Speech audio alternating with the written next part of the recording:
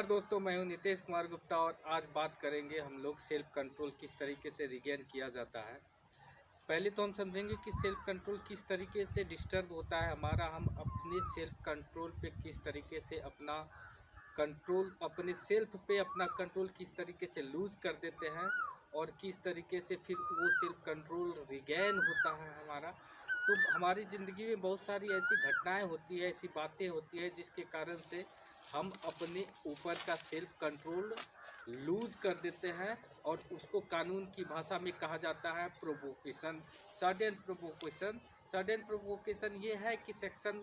300 murder से related और culpable ह्यूमनसाइड से रिलेटेड है। उसमें एक एक्सेप्शन ऐसा है कि अगर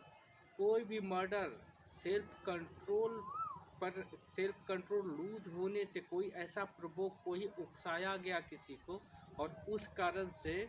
किसी ने मर्डर कर दिया, किसी के उकसावे में आ कर के, बहकावे में नहीं, किसी के उकसावे में किसी ने कुछ ऐसा काम किया जिससे वो प्रवोक हो गया, तो सेल्फ कंट्रोल लूजिंग ये होता है। अब बात करते हैं कि सेल्फ कंट्रोल रिगेनिंग के बारे में। अब सेल्फ कंट्रोल रिगेनिंग को समझने के लिए कुछ इस तरीके से समझना होगा कि तालाब में अगर कोई पत्थर मारा जाता है तो उससे एक वेव उत्पन्न होता है, तरंग उत्पन्न होता है और वो कुछ देर तक जल में हलचल मचाए रहता है, लेकिन समय मिलने के साथ वो फिर क्या हो जाता है, हमारा वो शांत हो जाता है। और शांत होने के बाद फिर तो सेल्फ कंट्रोल हमारे मन के अंदर भी कंट्रोल इसी तरीके से होता है। हमारे मन के अंदर एक तरंग उत्पन्न होता है और वो हमारे मन को हलचल ला देता है हमारे मन के अंदर, और अपने ऊपर से हम सेल्फ कंट्रोल लूज कर जाते हैं। और अगर ये सडन और इतना ग्रेव हो उकसावा, सामने वाला इस तरीके से बात करता है, ऐसा काम करता है जिससे कि बहुत ही ज़्यादा हमें क्रोध आ जाता है, गुस्सा आ जाता है, तो किसी किसी से सामने वाले का मर्डर भी हो जाता है। तो क्या उस सिचुएशन में मर्डर के चार्जेस लगेंगे या कल्पेबल होमिसाइड के चार्जेस लगेंगे? तो कानून में सेक्शन 300 के अंतर्गत एक्सेप्शन दिया गया है, जिसमें कहा गया है ये कि अगर सेल्फ कंट्रोल लूज हो गया है, इसे कहा जाता है सडन प्रोवोकेशन, प्रोवोक हो गया है, कोई उकसाया गया है किसी के द्वारा और उस दौरान हत्या हो जाती है, तो उस पर मर्डर का चार्ज नहीं लगेगा, उस पर कल्पेबल होमिसाइड का चार्ज लगेगा। कल्पेबल होमिसाइड में पनिशमेंट कम है, मर्डर में पनिशमेंट ज़्यादा है। तो अब हम बात करते हैं कि सेल्फ कंट्रोल रिगेनिंग जो होता है उस पर बात करेंगे। तो सेल्फ कंट्रोल रिगेनिंग में क्या होता है कि जिस तरीके से तालाब होता है, तालाब में हम पत्थर मारते हैं और उसका जल हलचल करने लगता है, एक तरंग उठता है, लेकिन समय मिलने के साथ वो हलचल कम हो जाता है, शांत हो जाता है, हमारा मन शांत हो जाता है, हम क्रोध गुस्सा त्याग देते हैं। अगर कोई इस तरीके का एक्सक्यूज़ देता है कि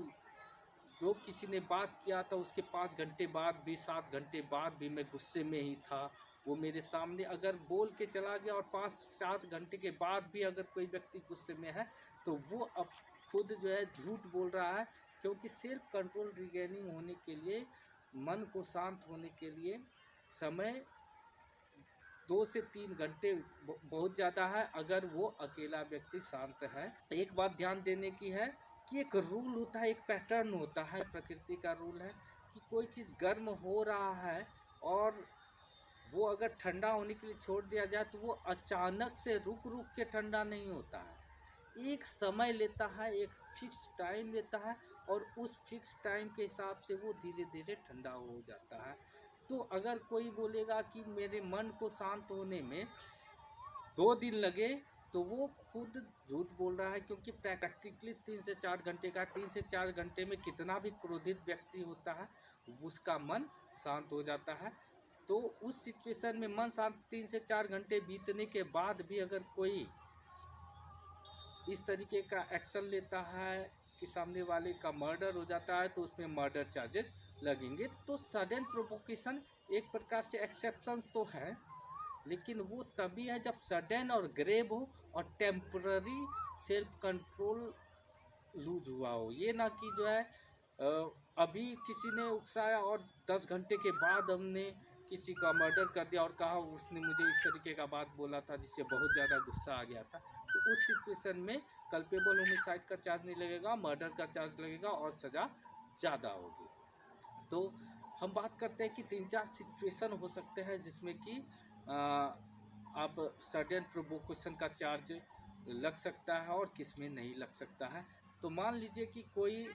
व्यक्ति, दो व्यक्ति के बीच में झगड़ा शुरू हो रहा है और तीसरा व्यक्ति बीच में आता है, किसी एक व्यक्ति के हाथ में चाकू दे देता है, कहता है मारो उसे। तीसरे पार्टी पे यहाँ मर्डर का चार्ज लगेगा और दूसरे पार्टी पे कल्पेबल होमिसाइड का चार्ज लग सकता है। कल्पेबल होमिसाइड में कम सजा है, मर्डर में ज़्यादा सजा है। एक और सिचुएशन हो सकता है कि आपको अरेस्ट करने के दौरान कुछ ऐसी बात हो जाती है, आप उकसावे में आ जाते हैं और पब्लिक सर्वेंट की हत्या कर देते हैं, तो वहाँ भी सडन प्रोवोकेशन को कंसीडर नहीं किया जाएगा। वहाँ ये कहा जाएगा कि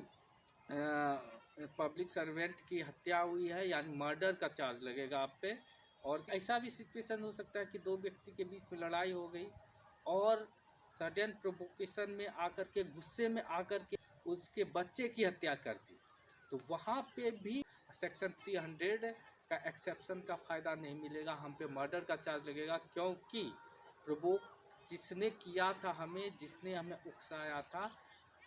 उसके अगेंस्ट में आप एक्शन देते हैं तो ये माना जाता है कि आपका सेल्फ कंट्रोल आपके ऊपर से नहीं था, आपके मन के ऊपर से कंट्रोल उठ गया था, आप सेल्फ कंट्रोल नहीं कर पा रहे थे। लेकिन अगर हम बच्चे का मर्डर कर देते हैं तो वहाँ पे हमारा इंटेंशन देखा जाएगा और मर्डर का चार्ज लगेगा। एक ऐसा सिचुएशन भी हो सकता है कि कोई व्यक्ति आपका आपको हिट करता है और आप उसको होल्ड कर लेते हैं, पकड़े रखते हैं बहुत देर तक, और वो गुस्से में तलमला करके आपको छुड़ाता है और फिर जो है आपको आपकी हत्या कर देता है, तो उस व्यक्ति पे भी मर्डर का चार्ज लगेगा, कल्पेबल होमिसाइड। वहाँ उसके गुस्से को नहीं माना जाएगा, प्रोवोकेशन को नहीं माना जाएगा, ये नहीं माना जाएगा कि उसके